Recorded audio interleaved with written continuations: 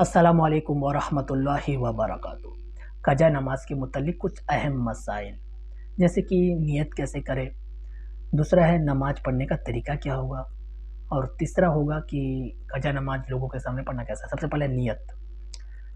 تو قضا نماز، سب سے پہلے بات قرآن کی جو آیت ہے جس میں یہ حکم دیا گیا اللہ تعالیٰ نے کہ نماز کو وقتوں میں مقرر کیا گیا، اپنے اپنے وقتوں میں۔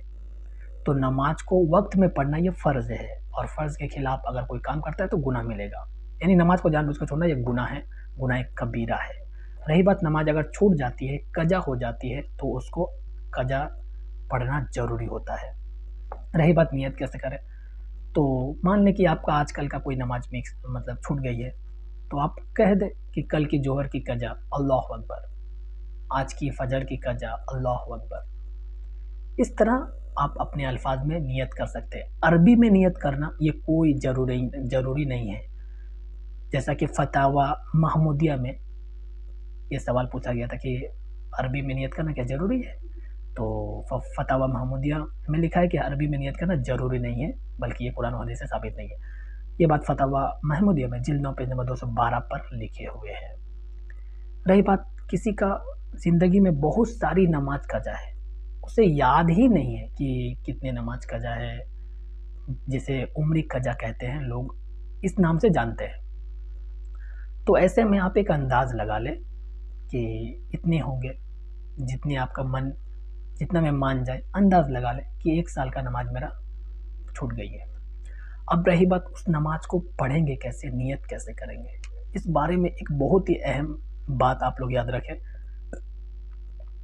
وہ بات یہ ہے کہ آپ ہر وقت یہ نیت کریں کہ جیسے کہ فجر کو لے لیتے پہلے، کہ میری زندگی میں جو پہلی فجر کی نماز قضا ہوئی تھی اس کو پڑھ رہا ہوں، اللہ اکبر، یہ فجر کا ہو گیا۔ جو زندگی میں پہلا قضا ہوگا وہ نیت ہو گیا اپنے آپ۔ اسی طرح جوہر میں کہہ دے، عصر مغرب وغیرہ میں بھی اسی طرح کہہ دے، یہ پہلا دن بیت گیا، پکڑ لے۔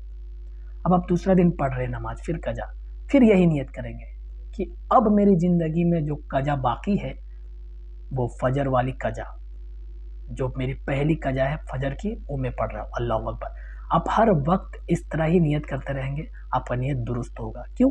کیونکہ آپ جب پڑھتے جائیں گے تب تک وہ نماز ادا ہوتے جائے گا قضا کے روپ میں، اور نماز جو بچے گا وہ تو آپ کا پہلا وقت کا آخری نماز ہوگا۔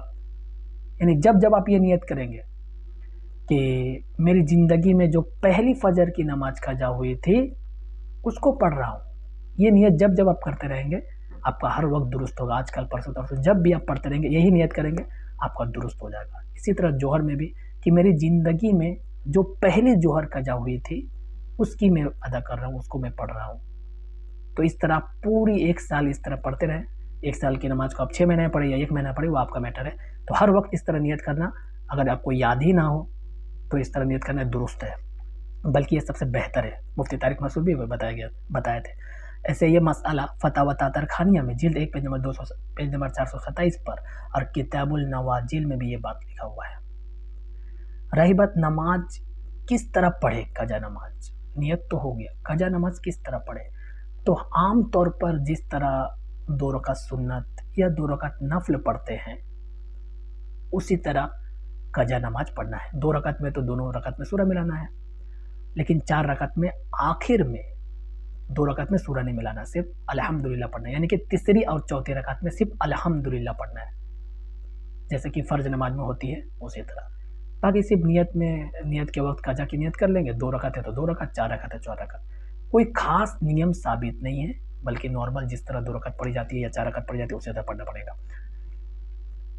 تیسرا مسئلہ ہے قضا نماز لوگوں کے سامنے پڑھنا کیسا ہے۔ تو جو نماز قضا ہو جاتی ہے اس کو لوگوں کے سامنے دکھانا، یا لوگ جان جائے کہ یہ تو قضا نماز پڑھ رہا ہے، لوگوں کے سامنے پڑھنا یہ مکروہ تحریمی ہے، حرام کے نزدیک ہے۔ لوگوں سے چھپ کے قضا نماز پڑھا جائے۔ فتاوی شامی میں جلد 1 پیج نمبر 495 پر، فتاوی دارالعلوم دیوبند جلد 4 پیج نمبر 329 پر یہ بات لکھے ہوئے ہیں۔ السلام علیکم ورحمۃ اللہ وبرکاتہ۔